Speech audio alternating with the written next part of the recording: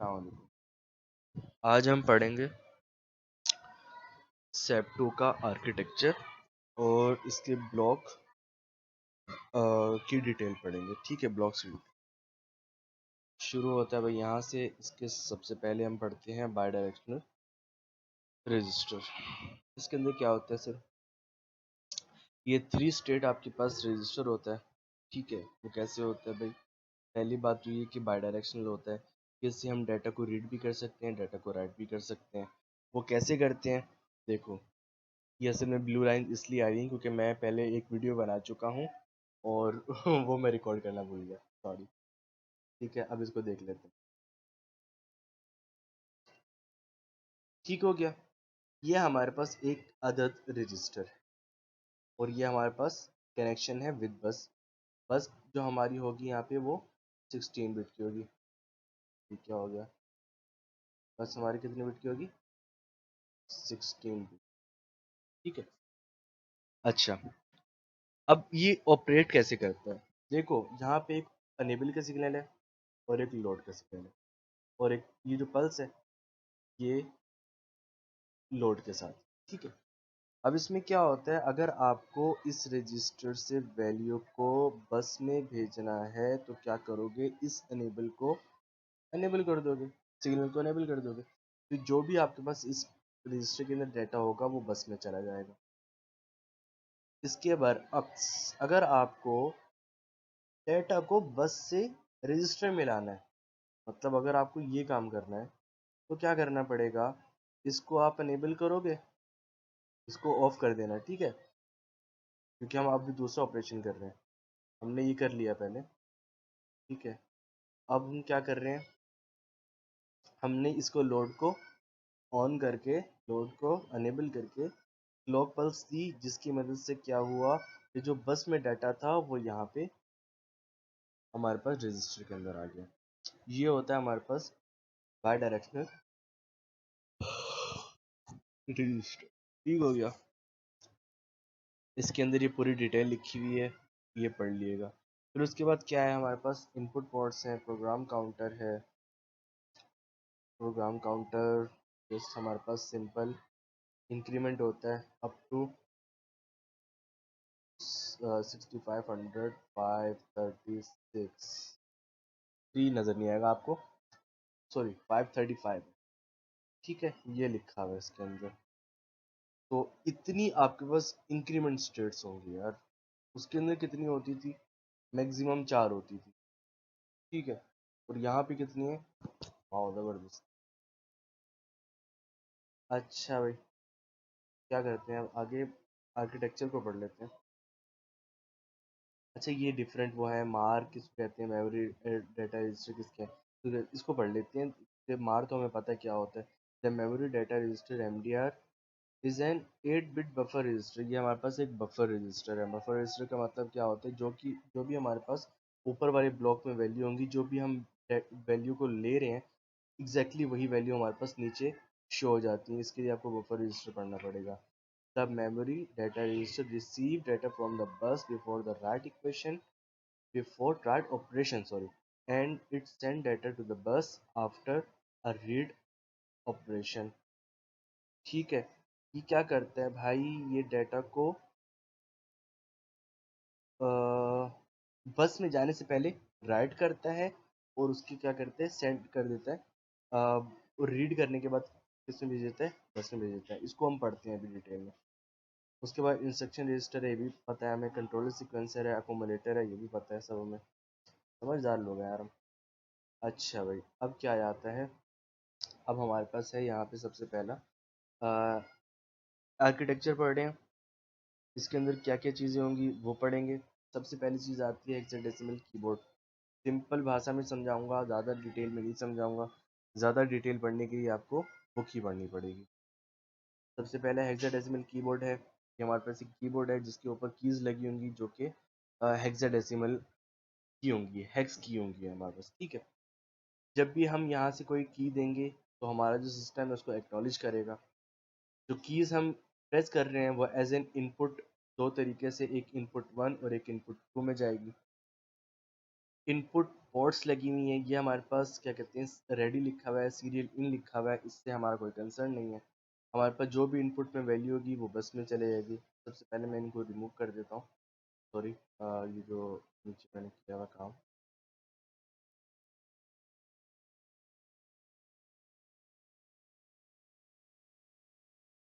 ठीक है, शुरू करते हैं। अच्छा, कहाँ तक गए थे? इनपुट से हमने डाटा को बस में दिया।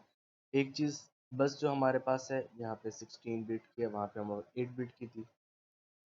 ठीक है, 8 बिट की ऐसी थी कि उसके अंदर हमारे पास 4 बिट का निमोनिक्स होता था और 4 बिट का हमारे पास डेटा होता था। यहाँ पे हमारे पास 8 बिट का निमोनिक्स होगा। निमोनिक्स मतलब ऐड, सब्ट्रैक्ट, एलडीए, ये सारी चीज़ें। और 8 बिट का डेटा होगा जो कि हमारा मेमोरी के अंदर पड़ा होगा। अच्छा, उसके बाद क्या होगा? हमने इनपुट दिया, बस के अंदर आया। अब ये प्रोग्राम काउंटर का काम क्या होता था वहाँ पे? जस्ट इंक्रीमेंट के लिए हम वहाँ पे इसमें वैल्यू लोड करते थे ना। ये बाई डायरेक्शनल है। हम देखते हैं इसका मकसद क्या है। ये हमारा आगे यूज़ होगा जंप के अंदर। यहाँ पे हम बता देते हैं कहाँ यूज़ होगा, जंप के अंदर। ठीक है, जंप आगे पढ़ते हैं। जंप थोड़ा उल्टा सीधा लिखा गया है, लेकिन इसको इग्नोर करो। जस्ट ये हमारे पास ये बताएगा कि कौन सा फंक्शन इस टाइम पे ऑपरेट हो रहा है। प्रोग्राम काउंटर वहाँ पे भी ये बताता था कि अगर आपकी कोई रूटीन चल रही होती थी तो उसको स्टेट को बताता था कि ये वाली स्टेट चल रही हो तो और हमें पता होता था कि T4 पे क्या स्टेट चल रही होगी, T5 पे क्या स्टेट चल रही होगी, T6 पे क्या स्टेट चल रही होगी, ये हमें पता था। अभी हम इसको ये नहीं देख, क्योंकि हमारे पास यहाँ पे कोई अभी कंट्रोल है ही नहीं, तो हम जस्ट ब्लॉक्स को पढ़ रहे हैं कि ब्लॉक्स क्या कर रहे हैं। उसके बाद वैल्यू हमारी क्या करती थी भाई? प्रोग्राम काउंटर से क्या आती थी? मार में आ जाती थी। सिंपल, यहाँ पे भी मार में आई। मार में आती थी, डाटा जो मेमोरी होती थी उसको रीड कर लेती थी या सेंस कर लेती थी, वो यहाँ क्या, यहाँ वहाँ पे जो मेमोरी होती थी वो डिफाइन नहीं थी, या मतलब 8 बिट की वहाँ पे वो होता था, क्या कहते हैं, निमोनिक्स और डाटा प्लस करके 8 बिट का होता था और 16 लोकेशंस होती थी। यहाँ पे लोकेशंस कितनी होंगी और क्या कहते हैं कितनी मेमोरी है वो हम आगे पढ़ेंगे। अभी बता देता हूँ, इसके अंदर रोम की जो मेमोरी होगी वो सिलेक्ट होगी, इलेक्ट होगी उसके लिए 0000 से लेकर 07FFH। ठीक है, जो कि हमारा 2 किलोबाइट बनता है। और 62 किलो हमारे रैम के लिए होगा, वो हम आगे देखते हैं। अच्छा, अब जो हमने MDR पढ़ा ना, MDR हमारा बाई डायरेक्शनल है। वो मेमोरी से डाटा को रीड भी कर सकता है। ठीक है, और मेमोरी में डाटा को राइट भी कर सकता है। राइट कैसे करेगा? बस से लेके उसमें डाल दो। ठीक है, ये होता है MDR का काम। हमारा मेमोरी जो है डायरेक्ट इससे कनेक्ट नहीं है। ठीक है, वो किससे कनेक्ट है? MDR से। MDR के थ्रू सारे काम हो रहे हैं यहाँ पे। फिर जो वैल्यू होगी वो यहाँ से इंस्ट्रक्शन काउंटर में आ जाएगी, कोई यहाँ पे कंट्रोल लगा होगा, इंस्ट्रक्शन काउंटर से नीचे चले जाएगी आपके पास सीक्वेंसर में। यहाँ यहाँ ये इसको कंट्रोल कर रहा होगा। ठीक है, यहाँ पे कंट्रोल्स होंगे और वो कितने होंगे वो हम आगे देखें। बहुत ज़्यादा होंगे। अच्छा, उसके बाद क्या होता है यहाँ पे? उसके बाद जिस तरह हमारे पास वहाँ पे एक्यूमुलेटर था, यहाँ पे भी एक्यूमुलेटर है। यहाँ क्या कहते हैं जो भी वैल्यू होगी एक्यूमुलेटर के अंदर। अच्छा, एक चीज़ यहाँ, वहाँ पे क्या था? वहाँ पे हमारे पास खाली अरिथमेटिक ऑपरेशन था। ऐड कराते थे या सब्ट्रैक्ट कराते थे। ठीक है, उसके साथ हमारे पास इंडिकेटर मौजूद नहीं होता था। लेकिन यहाँ क्या है? यहाँ ALU है, अरिथमेटिक लॉजिक यूनिट है। इसके अंदर अरिथमेटिक ऑपरेशंस भी होते हैं और लॉजिकल ऑपरेशंस भी होते हैं। इसके अंदर फिर क्या होता है, मतलब ऐड, वो क्या कहते हैं, नॉट भी यूज़ होता है, एंड भी यूज़ होता है, और भी यूज़ होता है, सारी चीज़ें यूज़ होती हैं उसको। यहाँ पे जो भी हमारे पास इन दोनों के सब्ट्रैक्ट, ऐड, एंड, और के रिजल्ट में जो भी वैल्यू आएगी वो यहाँ पे हमारा इंडिकेटर कहता हूँ मैं इसको, ये इंडिकेटर है। तो इंडिकेट करेगा, वो जीरो होगा तो क्या करेगा, नेगेटिव होगा तो क्या करेगी, आगे देखिए। उसके बाद क्या होगा? हाँ, ये टेम्पररी रजिस्टर है। वहाँ पे क्या करते थे, एक हमारे पास फिक्स बी रजिस्टर होता था और हमारे पास एक अकोमोडेटर होता था, जिससे और बीच में हमारे पास ऑपरेशनल होता था। यहाँ हमारा कंट्रोल होता था एस और बार, और यहाँ पे एनेबल होता था। याद आ गया? ठीक है, तो यहाँ पे ऐसा कोई कंट्रोल तो अभी तक हमें दिखा नहीं है, लेकिन यहाँ पे एक टेम्पररी रजिस्टर है जो कि अरिथमेटिक यूनिट के साथ कनेक्ट है, और अकोमोडेटर। तो क्या पता लगा, इन दोनों के अंदर जो वैल्यूज होंगी वो अकोमोडेटर में ऑपरेट होंगी, और उसका रिजल्ट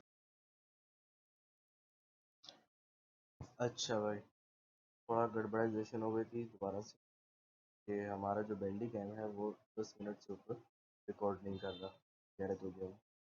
अच्छा, तो हम यहाँ तक आ गए थे कि जो हमारे पास रिजल्ट होगा। अच्छा, ये हमारे पास एक इंडिकेटर है, अगर ये उस वीडियो में नहीं आया तो। ये इंडिकेटर है जो हमारे पास टेम्पोरेरी और अकोमोलेटर के अंदर जो वैल्यू होती है उसका रिजल्ट, मतलब जो उसको ऑपरेट करके जो भी हमारे पास प्लस में वैल्यू आती है, माइनस में वैल्यू आती है, वैल्यू ज़ीरो हो जाती है, उसको ये इंडिकेट करेगा। वो कैसे करेगा आगे देखते हैं। उसके बाद जो भी हमारे पास रिजल्ट होता है वापस से एक्यूमुलेटर में चले जाता है। अगर हमने कोई और ऑपरेशन या कोई और वैल्यू को यहाँ से ऐड या सब्ट्रैक्ट या कोई और हमने ऑपरेशन उससे परफॉर्म करना हो। उसके बाद क्या होता है, हमारा अकोमोलेटर से वैल्यू, ये हमारे पास डिफरेंट रजिस्टर्स लगे हुए हैं, इनके थ्रू हम वैल्यू को लोड करते हैं। फिर कौन सी वैल्यू किसके साथ ऐड और सब्ट्रैक्ट होती है वो टेम्प्रेरी में जाती है। टेम्प्रेरी से फिर हमारा ऑपरेशन होता है, ठीक है। और ऑपरेशन के बाद अकोमोलेटर में अगर हमें डायरेक्ट रिजल्ट चाहिए तो हम क्या करते हैं, इसको यहाँ से ले आते हैं और आउटपुट से कनेक्ट कर देते हैं। मतलब यहाँ पे हमारे पास कोई अनेबल का सिग्नल होगा कि जो इसको अनेबल करेगा, और क्या कहते हैं, हमारा अकोमोलेटर से वैल्यू जब बस में आएगी तो इसको सेंस करके यहाँ पे आ जाएगी, और जब यहाँ पे वैल्यू आएगी तो उसको हेक्साडेसिमल डिस्प्ले पे शो करेगा। उसके बाद हमारे पास एक दूसरा आउटपुट पोर्ट होता है जिसको हम सीरियल आउटपुट और एक्नॉलेज, अच्छा, जो यहाँ पे हमारे पास वैल्यू आएगी उसको हमारा सिस्टम एक्नॉलेज कर लेगा, ठीक है, रीड कर लेगा, उसको पता लग जाएगा भाई ये वैल्यू सेव के कोई भी रिजल्ट के थ्रू आई है हमारे पास। अच्छा, उसके बाद हमने एक चीज़ देखी थी, यहाँ पे एक रेडी का सिग्नल था और एक सीरियल इन का सिग्नल था, और ये हमारे पास सीरियल आउट है, तो ये वाली पोर्ट इससे कनेक्ट होगी। सॉरी, थोड़ा ज़्यादा कनेक्ट हो गई है, ठीक है, इससे कनेक्ट होगी। अभी तक हमने सिंपल ऑपरेशन पढ़ा है कि किस तरह हम इसके अंदर अल्लाह भला करे आपका हेक्साडेसिमल कीबोर्ड के ज़रिए इनपुट देते हैं। दो हमारे पास इनपुट पोर्ट्स होती हैं, इनपुट से हम डाटा बस में ट्रांसफ़र करते हैं। ये प्रोग्राम काउंटर है, इंक्रीमेंट स्टेट बताएगा, ये जो भी ऑपरेशन होगा उसकी स्टेट बताएगा। बाई डायरेक्शनल होता है, यहाँ बस हमारे 16 बिट की होती है, यहाँ से वैल्यू हमारी एक्नॉलेज होती है। उसके बाद डाटा प्रोग्राम काउंटर से वैल्यू हमारी मार में आती है, मार से मेमोरी रीड करती है, और उसके बाद MDR जो कि बफर रजिस्टर होता है वो रीड भी कर सकते हैं मेमोरी में, और मेमोरी से क्या कहते हैं मेमोरी में राइट भी कर सकते हैं। उसके बाद IR है, कंट्रोलर है, कंट्रोलर के बाद अकोमोलेटर, पता है सबको क्या होता है अकोमोलेटर और बी का फंक्शन, और ये इंडिकेटर लगा हुआ हमारे पास, और ये आउट, ठीक है। अब चलते हैं हम, हाँ ये पढ़ लेते हैं ये। अच्छा, standard ALU are commercially available for integrated circuit, ठीक है। ALU एंड फ्लैग, फ्लैग क्या होता है भाई, in this block a flag is a flip flop that, हमारे पास एक सिंगल बिट फ्लिप फ्लॉप है, ठीक है, फ्लिप फ्लॉप सिंगल वीडियो होता है, sorry, that keep the track changing the condition during the computer run. The SAP2 computer has two flags. The sign of flag is set when the accumulator content value हमारी जो होती है set होती है जब value जो जो हमारा क्या कहते हैं अकोमोलेटर नेगेटिव होता है, सेट होती है वैल्यू, और उसके बाद जब वैल्यू ज़ीरो होती है तो हमारा फ्लैग भी ज़ीरो हो जाता है, ठीक है। तो ये हमारे पास अर्थमेटिक और लॉजिकल यूनिट था और एक फ्लैग था जो हमने पढ़ लिया। Temporary B and C register, instead of using B register, जिस तरह हमने बात की थी ना, फिर डेटा को होल्ड करता था, अब वो क्या करता है, उसका काम हमारा टेम्परेरी रजिस्टर करता है। ये लिखा हुआ temporary register is use, this is allow us more freedom in using B register beside PMP and B register have to include C register also, ठीक है। और ये क्या कहते हैं, this give us more flexibility in moving data during the computer. अच्छा, उसके बाद क्या होता है, आउटपुट पोर्ट्स होती हैं, उसके बारे में बता दिया, एक्नॉलेज होती है वो भी बता दिया। उसके बाद हमारे पास MVI लिखा होता है, जो हमारे पास एक निमोनिक्स है जिसका मतलब है मूव इमीडिएट। अच्छा, इसको क्या करते हैं, हम डायरेक्ट क्या कहते हैं सिग्नल देते हैं, ये हमारे पास डायरेक्ट सिग्नल है। ये हमारे पास वो नहीं है कि हम क्या कहते हैं, जिस तरह हमारे पास वहाँ था ना LDA, यहाँ हमारे पास क्या होता है मूव इमीडिएट। तो क्या होता है, it allows computer to load design register designated register with the byte क्या कहते हैं that immediately follows the opcode, for instance, मतलब हम ये उसको सिग्नल देंगे तो हमारा अकोमोलेटर में क्या आ जाएगा, A stands for अकोमोलेटर, जो हमारा मेमोरी के अंदर 36 HP जो वैल्यू होगी वो हमारी अकोमोलेटर में लोड हो जाएगी, ठीक है। अब ये हम डिफरेंट तरीके से यूज़ कर सकते हैं कि हम वैल्यू को ए में कर रहे हैं, बी में कर रहे हैं या सी में कर रहे हैं, ठीक है, ये हमारी मर्जी होती है। अच्छा, उसके बाद क्या है भैया, ऑप कोड। ऑप कोड का आपको पता है, जो हमारे पास निमोनिक्स होते हैं उसका एक ऑप कोड होता है, जिस तरह एलडीए का हमने 0000 पढ़ा था, ठीक है। अभी तक यहाँ यहाँ तक रखते हैं। उसके बाद मेमोरी रेफरेंस इंस्ट्रक्शंस होते हैं ना, या फिर उसको भी इसी में कर देते हैं, और रजिस्टर इंस्ट्रक्शन बाद में करते हैं। अच्छा, मेमोरी रेफरेंस इंस्ट्रक्शन, इसमें क्या होता है भाई, जिस तरह हमने पढ़ा ना कि एलडीए होते हैं, और एलडीए था हमारे पास 7 में, तो यहाँ पे हमारे पास एलडीए भी है same meaning as before, load that accumulator with the address memory data, ठीक है। और क्या करता था एस टी ए इसके अंदर नहीं है। एस टी ए क्या है लोड में क्या होता था, हमारे पास जो मेमोरी के अंदर वैल्यू होती थी ना, उसको एक कंट्रोल बटन के थ्रू क्या करता था, ये उसके अंदर अकोमोडेटर में भेज देता था। और एस टी ए उसका रिवर्स है, कि जो डेटा इसके अंदर मौजूद है अकोमोडेटर के अंदर, उसको एक कंट्रोल सिग्नल के थ्रू ये क्या करता है, हमारा मेमोरी के अंदर, या हाँ मेमोरी के अंदर सेव कर दे, या उसको कॉपी कर देता है। सिंपल अल्फाज में ये इसका रिवर्स होता है। जिस तरह मेमोरी से डाटा अकोमोडेटर में जाता है, उसी तरह उसका रिवर्स क्या होता है कि अकोमोडेटर से डाटा मेमोरी में आ जाता है। अच्छा भाई, उसके बाद क्या पढ़ते हैं हम, जस्ट बस इतना चाहिए। हाँ भाई, ये तो अच्छा, तो यहाँ से शुरू हो रहा था, हमने एमवीए पहले पढ़ लिया। चलो अब हम पढ़ते हैं रजिस्टर इंस्ट्रक्शन, नेक्स्ट वीडियो में पढ़ते हैं वो, ठीक है भैया। तो अब हम पढ़ेंगे इसके अंदर रजिस्टर इंस्ट्रक्शंस। सबसे पहले हमारे पास इंस्ट्रक्शन आती है मूव। मूव क्या करते हैं, एक हमारे पास पहली बात तो ये, एक हमारे पास निमोनिक है जो कि हमारे पास इंस्ट्रक्शन दे रहा है। क्या इंस्ट्रक्शन दे रहा है, मूव ए बी। जो बी के अंदर डाटा है वो ए के अंदर मूव कर दो। मूव का मतलब यहाँ पे ये नहीं है कि हम बी के अंदर जो डाटा होगा वो इसके अंदर मूव करके यहाँ से रिमूव हो जाएगा बी के अंदर से, नहीं। मूव का मतलब ये है कि बी रजिस्टर के अंदर जो भी डाटा होगा वो अकोमोडेटर के अंदर कॉपी हो जाएगा, ठीक हो गया। ब्लॉक को पढ़ रहे हैं, मैं अभी भी बता रहा हूँ कि हम कोई एक कंप्लीट साइकिल नहीं पढ़ रहे हैं, बस ये बता रहा हूँ कि ब्लॉक्स के अंदर क्या करते हैं, जितना सर ने पढ़ा है उतना ही।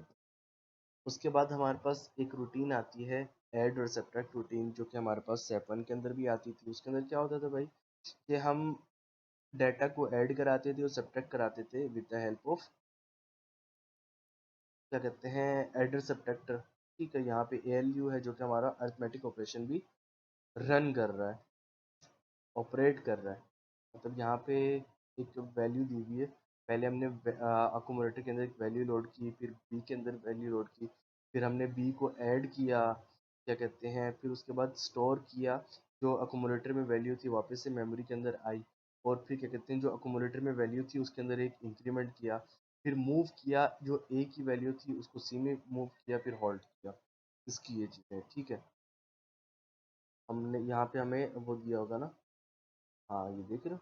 खैर हम अब एग्जाम्पल को नहीं देख रहे, ब्लॉक्स को देख रहे हैं, हम आगे आते हैं। अच्छा, ऐड सब्ट्रैक्ट के बाद क्या आती है हमारे पास, एक इंस्ट्रक्शन आती है INR और DCR। इसका मतलब क्या होता है कि हम जो भी हमारे पास अकोमोडेटर में वैल्यू है, या क्या कहते हैं बी रजिस्टर के अंदर या सी रजिस्टर के अंदर है, तो उसको हम वैल्यू को इसकी मदद से, इस निमोनिक्स की वजह से हम क्या कर सकते हैं, उसको इंक्रीज कर सकते हैं, और DCR का मतलब डिक्रीज कर सकते हैं, ठीक है। इंक्रीमेंट डिक्रीमेंट के लिए हम INR और DCR यूज़ करते हैं।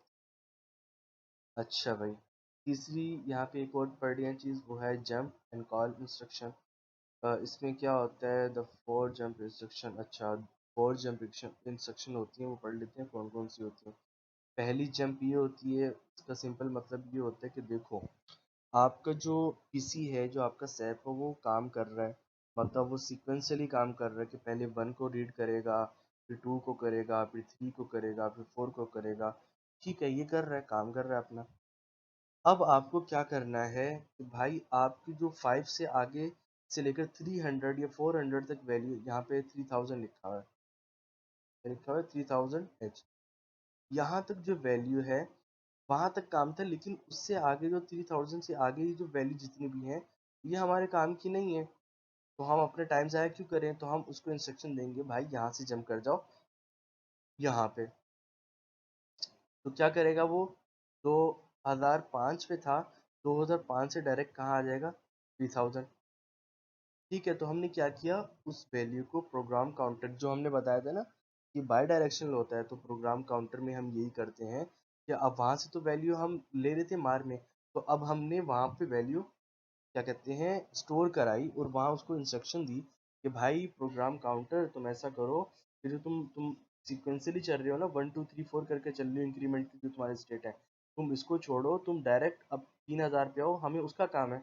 तो वो क्या करेगा, वो 2005 फिर वहीं पे रुक जाएगा, और जो उसकी अगली इंस्ट्रक्शन होगी वो 2006 नहीं होगी, वो 3000 होगी डायरेक्ट, जहाँ हमें नीड है काम करने की। ठीक है, यही उसका पूरा एक साइकिल है कि वो कैसे उधर जाता है, क्या करता है, कैसे करता है। अच्छा, दूसरी हम पढ़ लेते हैं, jump to flag called sign flag and zero flag during the execution cycle. अच्छा भाई, अब ये क्या होता है, ये देख लो, ये ऐसे होता है कि भाई अगर यहाँ पे वो इंस्ट्रक्शन देखता है, अगर हमारे पास वो है क्या कहते हैं नेगेटिव फ्लैग है तो कैसे जंप करेगा, और अगर वैल्यू ज़ीरो है तो कैसे जंप करेगा। यहाँ लिखा है GM is a mnemonics for jump if minus. ठीक है, ठीक हो गया। अब यहाँ पे इंस्ट्रक्शन क्या दी जा रही है, अगर हमारे पास फ्लैग नेगेटिव है तो तुम जंप कर जाओ। ठीक हो गया। कुछ और इंस्ट्रक्शन थी इसके अंदर। हाँ, पहली इंस्ट्रक्शन क्या थी कि भाई अगर साइन ज़ीरो है तो भी तुम जंप कर जाओ। ठीक है, तो ये दूसरी जंप की कंडीशन होती है। कंडीशंस पढ़ने हैं जंप की। ठीक है, दूसरी कंडीशन ये होती है, पहली तो ये थी कि हमें वहाँ पे काम नहीं था, इस वैल्यू पे काम नहीं था तो हम यहाँ पे आ गए। अब दूसरी क्या किया कि भाई अगर नेगेटिव वैल्यू है फ्लैग की तो भी जंप कर जाओ, और अगर यहाँ पे ज़ीरो हो गई है तो भी जंप कर जाओ। तीसरी कंडीशन क्या होगी, जंप इफ ज़ीरो, अगर तुम्हारा अकोमोडेटर का रिजल्ट ज़ीरो आ रहा है तो तुम जंप कर जाओ वन पे। ठीक हो गया। और अगर यहाँ पे क्या है, वन पे नहीं, जंप कर जाओ, जस्ट ये। और दूसरा आखिरी स्टेटमेंट, आखिरी इसकी कंडीशन क्या है, जंप इफ नॉट ज़ीरो, भाई तुम जंप कर जाओ अगर अकोमोडेटर का रिजल्ट ज़ीरो नहीं है। तो ये चार कंडीशन थी जंप। उसके बाद कॉल एंड रिटर्न की आती है। कॉल एंड रिटर्न का मतलब, कॉल तो हमें पता लग गया था, जो हमने ऊपर पढ़ा ना इसके अंदर जंप एंड कॉल, तो वो कॉल ही करता है भाई कि भाई इस लोकेशन पे आ जाओ। ठीक है, उसके बाद हम रिटर्न का फंक्शन इसलिए यूज़ करते हैं यहाँ पे कि हमें वैल्यू को रिटर्न करवाना पड़ता है हमारा, जैसे सर ने बताया था ना कि जब हम ऑपरेशन कुछ परफॉर्म कर रहे होते हैं तो यहाँ पे हमारा, अगर हम रिटर्न का ऑप्शन नहीं डालेंगे ना तो कोई हमारे पास एरर नहीं आएगा, लेकिन एग्जीक्यूशन के अंदर मसला होगा, तो दोबारा वो एग्जीक्यूट नहीं करेगा उसको। तो क्या करेंगे, यहाँ तक हम आ गए थे जब हमारे पास सिस्टम तो जो हमारा ऑपरेशन है वो कंप्लीट होगा, तो हम यहाँ पे रिटर्न का एक ऑप्शन डालेंगे, रिटर्न की एक सिग्नल देंगे जो कि हमारा क्या करेगा, वापस से उसी वैल्यू पे चला जाएगा। ठीक है, जब हमारा उस वैल्यू मतलब दूसरी वैल्यू जो हमने जंप कराई थी ना, वहाँ पे जब हमारा काम खत्म हो जाएगा तो दोबारा वो जहाँ से उसने छोड़ा था ना, मतलब 2005 में छोड़ा था, 2006 से दोबारा शुरू कर देगा। आगे आ जाते हैं।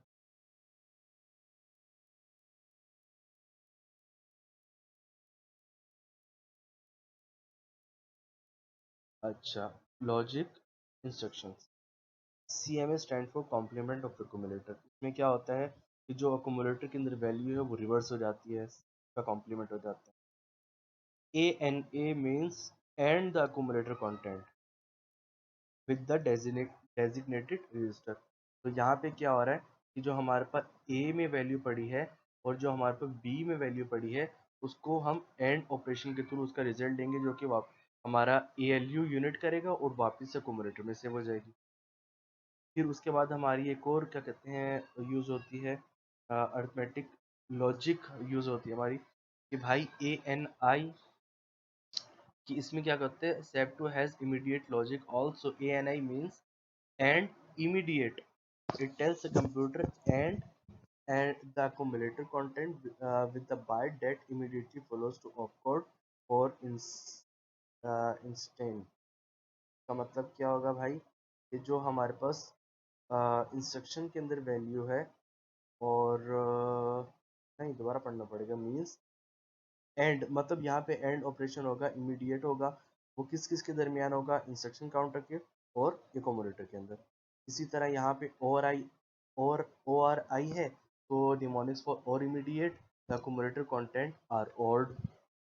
ठीक है, ये किससे होगा भाई, इंस्ट्रक्शन काउंटर। इसी तरह जोर होगा। फिर उसके बाद क्या कहते हैं, हमारे पास अदर इंस्ट्रक्शंस आ जाती हैं। देख लो कितना टाइम हो गया, 8 2 मिनट में कंप्लीट हो जाएगा इंशाल्लाह। ठीक है, नॉप, नॉप का मतलब क्या है, NOP stand for no operation. ठीक है, अब मतलब ये निमोनिक्स है जिससे हमारा कोई ऑपरेशन परफॉर्म नहीं होगा। हॉल्ट मतलब वो कंडीशन वहीं पे रहेगी, मतलब कोई हमारा ऑपरेशन यहाँ पे नहीं हो रहा। हॉल्ट का मतलब सबको पता है, स्टॉप हो गया भाई।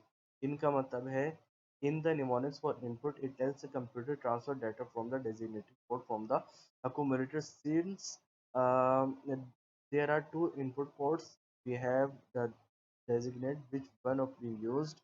ठीक है, यहाँ पे क्या होगा भाई, हम डाटा को इन करेंगे, कैसे, जो हमारे पास इनपुट पोर्ट्स होती हैं। ठीक है, उसके बाद क्या कहते हैं, आ जाएगा हमारा आउट है। आउट में क्या होता है पता है सबको भाई, डाटा आउट हो जाता है। आर एल का मतलब ये होता है कि रोटेट। आर एल का मतलब ये होता है कि जो आपका अकोमोडेटर में डाटा है ना, उसको तुम रोटेट कर दो, मतलब 1 2 3 था, 3 2 1 कर दो। कैसे होगा, ये दो टेक्निक्स बताएंगी, या तो लेफ्ट से राइट पे जाएगा या तो राइट से लेफ्ट में जाएगा। आर आर, तो हम कहाँ थे, आर ए आर पे। R A R stand for rotate data, rotate the accumulator right, मतलब हम उसको रोटेट कर लें। आर ए एल पढ़ लिया, आर ए आर पढ़ लिया, अब इसकी एग्जांपल्स हैं और समरी है, वो आप खुद पढ़ लिएगा। ठीक है, अच्छा इसके अंदर जो निमोनिक्स होते हैं वो पता है कितने होते हैं भाई, निमोनिक्स होते हैं इसके अंदर 42। वाह ज़बरदस्त। अच्छा इसके अंदर एक और चीज़ जो हमने पढ़नी थी, वो मेमोरी पढ़नी थी, मैं देखूँ इसके अंदर है या नहीं है।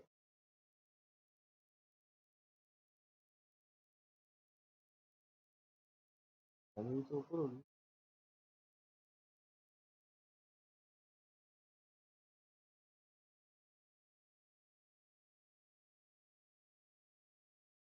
हाँ यहाँ हमारे पास मेमोरी थी ना, तो यहाँ पे क्या होगा, प्रोग्राम काउंटर। ठीक है, यहाँ पे हमारे पास रैम और रोम के बारे में दोनों में लिखा हुआ है। देखता हूँ कहीं और भी लिखा हुआ है। यहाँ से देखो, हमारा जो क्या कहते हैं प्रोग्राम काउंटर शुरू होते हैं ना, वो 0 0 0 0 0 0 0 0 0 से शुरू होते हैं और 1 1 1 1 तक जाता है। ठीक है, तो यहाँ 0 से लेकर कहाँ तक हो गया, 0 to 65,535। ये हमारे पास क्या कहते हैं स्टेट्स होती हैं, इतनी स्टेट्स होती हैं। वाह ज़बरदस्त। तो हमारे पास जो एलोकेट होती है ना रोम के लिए, रोम के लिए जो हमारे पास एलोकेट होती है मेमोरी, वो होती है 2K। ठीक है, 2K का मतलब क्या होता है, 07F, सॉरी एफ है ये। ठीक है, और ये एक है, मैं बना देता हूँ, बाद में बोलोगे यार full। ठीक है, ये एफ और यहाँ पे किसमें है, हेक्स में। ये हमारे पास रोम के लिए एलोकेट होती है, जो कि हमारा कितनी होती है भाई, 2048 होती है। ये हमने कैसे निकाली, 2 की पावर क्या कहते हैं, हमारा 2K है ना, तो 2 की पावर 11 होगा, जो कि आप कैलकुलेटर से देख लो, हमारी कितनी बनती है, 2048 बनती है, जो कि हमारे पास मेमोरी होती है रोम के लिए एलोकेटेड। उसके बाद जो हमारी 62 बचती है के, वो हमारी होती है क्या कहते हैं रैम के लिए। और वो कितनी होती है भाई, वो शुरू होती है, अल्लाह वाला करे आपका, हमारी जो रोम की ख़त्म हुई 07 पे ख़त्म हुई ना, 0 से 07 पे, तो ये शुरू होती है 0800 to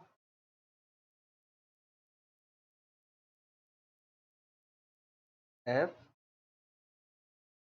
F F and F, जो कि ये लिखा हुआ है, और आखिर में एच। ठीक हो गया। तो ये हमारी जो 2K के बाद शुरू हो रही है मेमोरी, मतलब 2049 से लेकर जो शुरू हो रही है वो ख़त्म कहाँ पे हो रही है, 65,535 पे ख़त्म हो रही है। तो ये हमारी होती है। अच्छा, इसका पता कैसे लगता है? तुम डाल दो यहाँ पे, हमारी बस के अंदर कितनी कितने बिट की बस है हमारे हमारे 16 बिट की है ना, तो यहाँ पे 16 डाल दो। सिंपल ये कर लो, क्या इसकी एक और लॉजिक भी सर ने बताई थी। 8 बिट का डाटा है, 16 बिट का है, 16 बिट की हमारे पास एक लोकेशन होती, एक डाटा, हाँ ठीक है। वहाँ पे क्या होता था, हमारा एक डाटा कितना होता था, 4 होता था। ठीक है, 2 की पावर 4 होता था। तो 2 की पावर 4 कितनी होती है, 16। हमारे पास लोकेशंस कितनी है यहाँ पे, 16। और यहाँ पे कितना, हमें हमारे पास मेमोरी कितनी है, तो वो आपको इस फॉर्मूले से पता लगेगी। 2 की पावर 16 कर दो, और उसको क्या करो, जो भी आएगी उसको आप डिवाइड कर दो रोम और रैम में।